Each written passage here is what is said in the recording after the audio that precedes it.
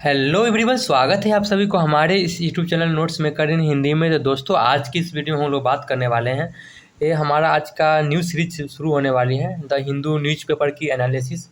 इसका हम लोग शुरुआत करने वाले हैं और इसको हम काफ़ी एक्साइटमेंट के साथ हम शुरुआत कर रहे हैं, क्योंकि मुझे इस चीज़ पे काफ़ी दिनों से विचार था कि हम द हिंदू का न्यूज़पेपर का नोट्स बनाएं, उसका हम एनालिसिस करें। तो आज फाइनली हमें उस अवसर का मौका मिला कि हम चलो आज शुरुआत करते हैं। तो आज से जो है कंटिन्यू जो है आपको द हिंदू न्यूज़पेपर की जो है एनालिसिस मिलेगी और शुरुआत हम लोग करने वाले हैं 7 अक्टूबर 2024 से। चलिए हम बात करते हैं कि 7 अक्टूबर 2024 को जो है द हिंदू न्यूज़पेपर जो आई थी, उसमें क्या क्या इम्पोर्टेंट जो है न्यूज़ थी। तो पहला हम बात करते हैं कि पाकिस्तान जो है जाएंगे हमारे विदेश मंत्री एस जयशंकर साहब। वहीं दूसरी तरफ हम बात करते हैं कि एक और आर्टिकल थी जिसका नाम था सोमपेन जनजाति के बारे में बताया गया था। हालांकि एक इतिहासकार थे, उनके बारे में जो है विवेचना लिखा गया था, उसी की में जो है एक तरह से जो है सोमपेन जनजाति के बारे में जो है हमें जिक्र देखने के लिए मिला था। तो हमें उस सब चीज़ों के बारे में नहीं देखना है, सिर्फ हमें जो है सोमपेन जनजाति के बारे में पढ़ना था। ठीक है। वही हम दूसरी तरफ हम बात करते हैं, तीसरा न्यूज़ क्या था कि यूपीएससी के जो है आईआरएमएस सेवा जो है समाप्त कर दिया गया है। आईआरएमएस सेवा क्या था, इसमें रेलवे अधिकारी को नियुक्ति के लिए अब कौन सी प्रोसेस है, इन सभी चीज़ों के बारे में हम लोग देखने वाले हैं। कुछ अन्य खबर भी है, उसके बारे में देखने वाले हैं।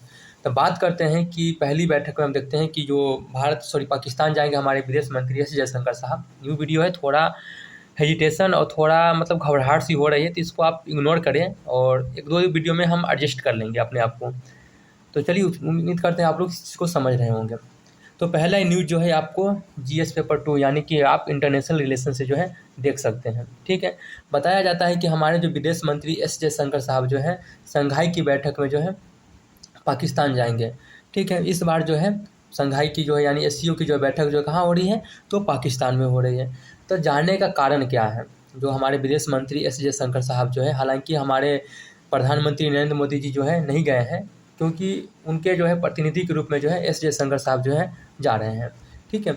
तो बात करते हैं कि जाने का कारण क्या है। तो जाने का कारण हम मान सकते हैं कि रीजनल कॉरपोरेशन को जो है बनाने के लिए। वही दूसरी तरफ हम बात करते हैं मल्टीलेटरल ऑर्गेनाइजेशन को जो है मजबूत करने के लिए।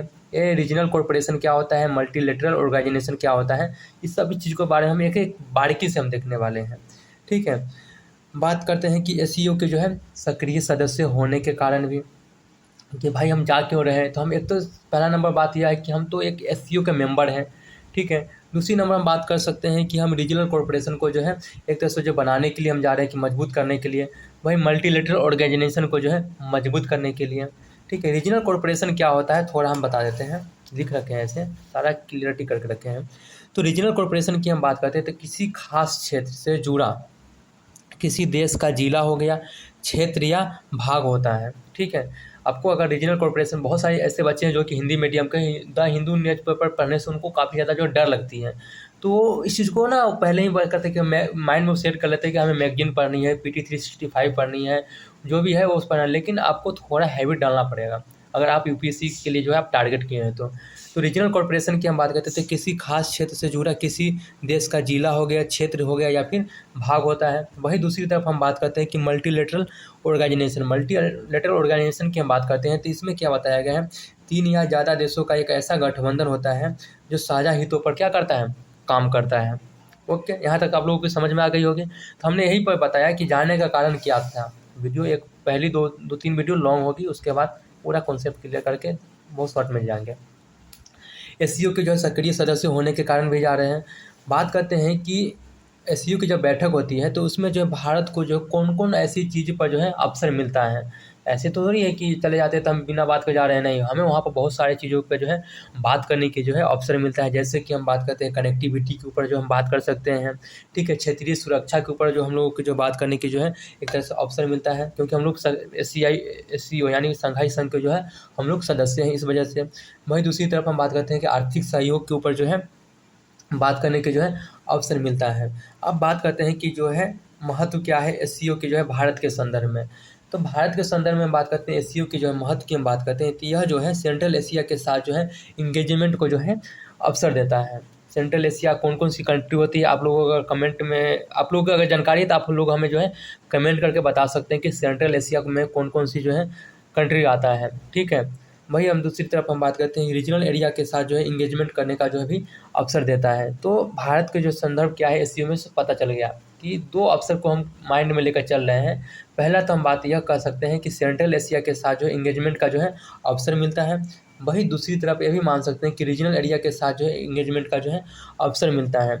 आप लोगों को मैं एक सलाह देना चाह रहा हूँ कि ऐसे तो सेंट्रल एशिया के आप अगर वर्ल्ड मैपिंग का सीरीज़ किए होंगे तो आपको जानकारी मिल गई होगी, क्योंकि बहुत सारे बच्चे ऐसे होंगे कि ऐसे थोड़ी बैठे कि अभी फ्रेशर है तो कोई दिक्कत नहीं, आप सेंट्रल एशिया गूगल पर लिख के आप देख लीजिए कि उसमें कौन कौन सी एरिया आता है, कौन कौन सी कंट्री शामिल है।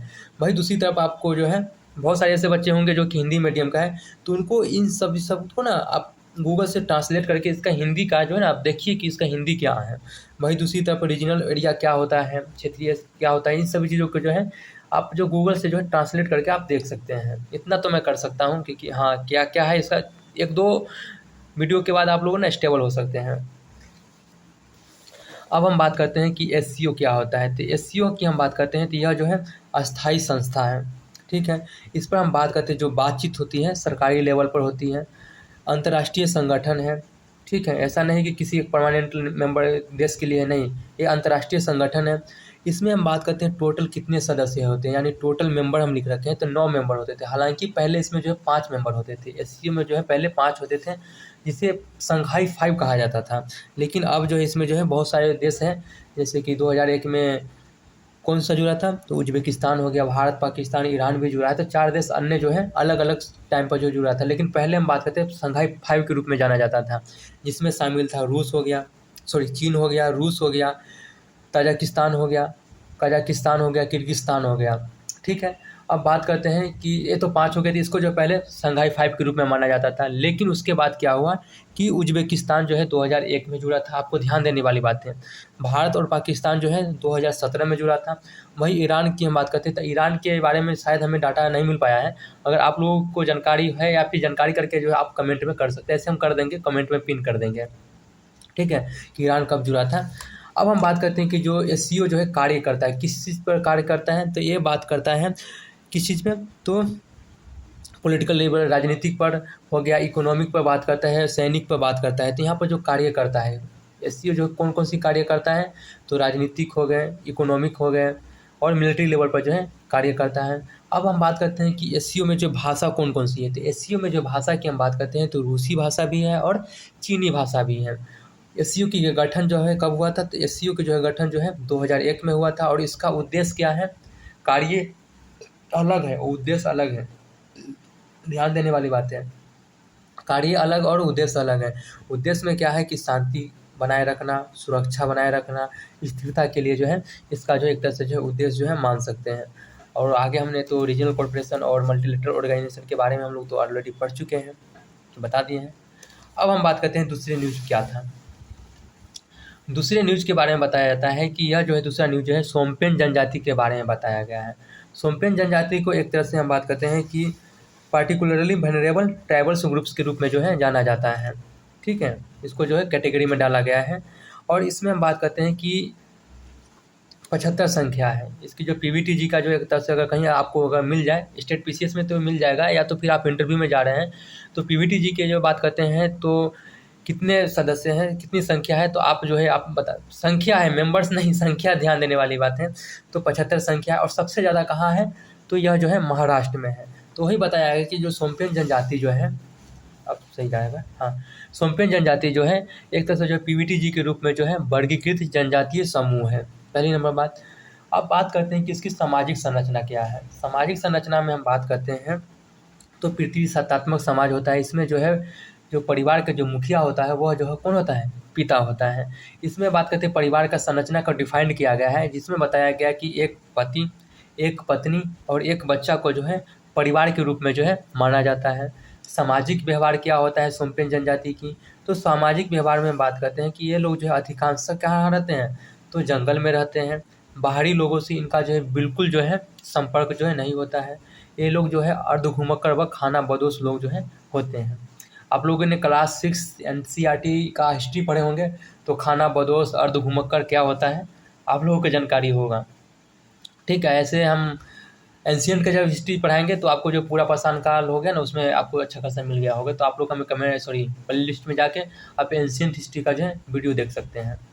अब हम बात करते हैं निवास स्थान। निवास स्थान की बात करते हैं, सोम्पेन जनजाति का जो निवास स्थान है कहाँ कहाँ है, तो बताया जाता है कि जो है इसका एक ही स्थान बताया गया है अभी तक जहाँ न्यूज़पेपर में था, ग्रेट निकोबार द्वीप में।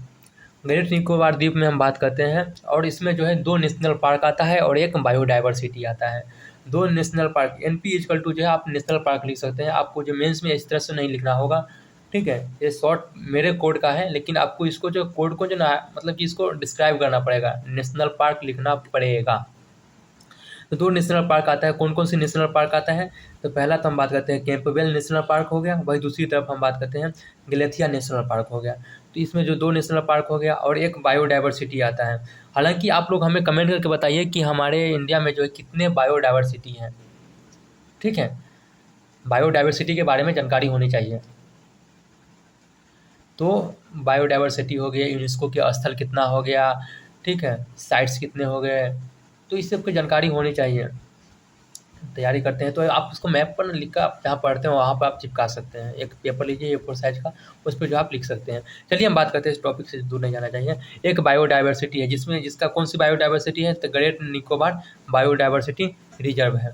अब बात करते हैं जो सोम्पेन जनजाति की जो है संख्या कितना है, तो 2011 के जनगणना के अनुसार बताया गया है कि 299 है। तो ध्यान देने वाली है, हमने यहाँ पर PVTG के संख्या के बारे में बताए थे और यहाँ पर संख्या की, इसीलिए कन्फ्यूजन नहीं होनी है, इसलिए हम दोनों को साथ में लिखे हैं कि ये समझना है कि नहीं ये सोम्पेन जनजाति जो 75 है ऐसा नहीं है, ठीक है।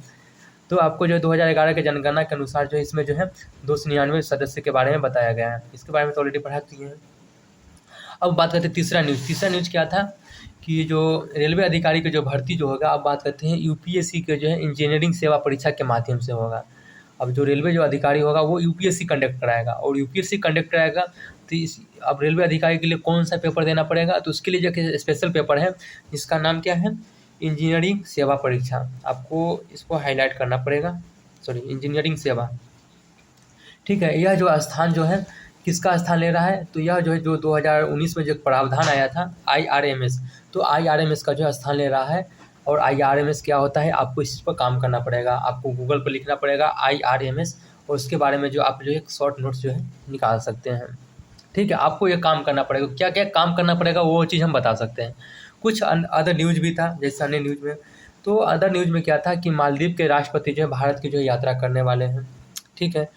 वही दूसरी तरफ हम बात करते हैं कि हालांकि हमारे कुछ दिन पहले जो है हमारे मालदीव के साथ विवाद देखने के लिए मिला था, ठीक है।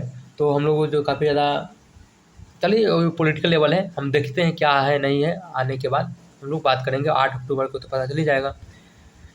5 दिवसीय यात्रा है, ठीक है। बहुत सारे 700 सुने हैं कि $750 मिलियन पर जो एक तरह से एग्रीमेंट हुआ है, तो बहुत सारे रुपये कार्ड की मान्यता दिया गया, तो बहुत सारी चीज़ को जो है हमें देखने के लिए मिला है, ठीक है। भाई दूसरी तरफ हम बात करते हैं जो क्लेड 1 और क्लेड 2 जो है एमपॉक्स वायरस से जो है संबंधित है। इसको ध्यान देने वाली बात है कि जो क्लेड 1 और क्लेड 2 जो है एमपॉक्स वायरस से जो है संबंधित है। अब हम बात करते हैं PMI इंडेक्स जो है जारी किया गया, ये काफ़ी ज़्यादा इंपॉर्टेंट है। PMI इंडेक्स जो है जारी किया गया था, और यह जो PMI इंडेक्स जो है प्राइवेट कंपनी के द्वारा जारी किया जाता है। सबसे बड़ी बात ध्यान यहाँ देने वाली है कि जो PMI इंडेक्स जो है यह जो है प्राइवेट कंपनी के द्वारा जो है जारी किया जाता था। और यह जो कंपनी का क्या नाम है, तो HSBC इंडिया के द्वारा जो जारी किया जाता है। और इसमें जो है 3 कैटेगरी होता है, PMI इंडेक्स का जो है 3 कैटेगरी होता है, और 3 कैटेगरी में हम बताते हैं कि क्या क्या शामिल होता है। देखो, अगर PMI इंडेक्स जो है आपका जो है 0 से लेकर 49 के बीच में अगर दर्शाता है, तो इसका मतलब यह है कि जो हमारा जो इकोनॉमी है, इकोनॉमिक्स में हम बात करते हैं जो प्राइवेट एक्टिविटी जो है उसमें जो एक तरह से कंट्रैक्शन देखने के लिए मिलता है। कंट्रैक्शन क्या होता है, स्लो डाउन क्या होता है, मेल्ट डाउन क्या होता है, इन सभी चीज़ों के बारे में हम लोग जो है इकोनॉमिक्स की जो सीरीज चलाएंगे उसमें हम लोग देखेंगे। आपको जो इतना देखना पड़ेगा, और बहुत सारे ऐसे बच्चे होंगे जो कि कंट्रैक्शन हो गया, मेल्ट डाउन हो गया, स्लो डाउन हो गया, इन सभी चीज़ों के बारे में जो है जानकारी होगी। भाई अगर हम बात करते हैं कि अगर हमारा जो PMI इंडेक्स जो है 50 अगर दर्शा रहा है, तो इसका मतलब यह मान सकते हैं कि कोई दिक्कत नहीं है, आप न्यूट्रल पोजीशन में हैं। वही दूसरी तरफ हम बात करते हैं 51 से लेकर अगर 100 के बीच में जो है हमारा PMI इंडेक्स दिख रहा है, इसका मतलब यह मान सकते हैं कि शायद यह जो है हमारा जो है ग्रोथ दिखा रहा है। शायद नहीं, 100% है कि ये जो है ग्रोथ दिखा रहा है। ठीक है। अब हम बात करते हैं कि खरपतवार के लिए जो है, यानी कि खरपतवार से जो हर साल 92 करोड़ सीड इंडस्ट्री को जो है नुकसान जो है देखने के लिए मिलता है। बस छोटा-छोटा न्यूज़ है।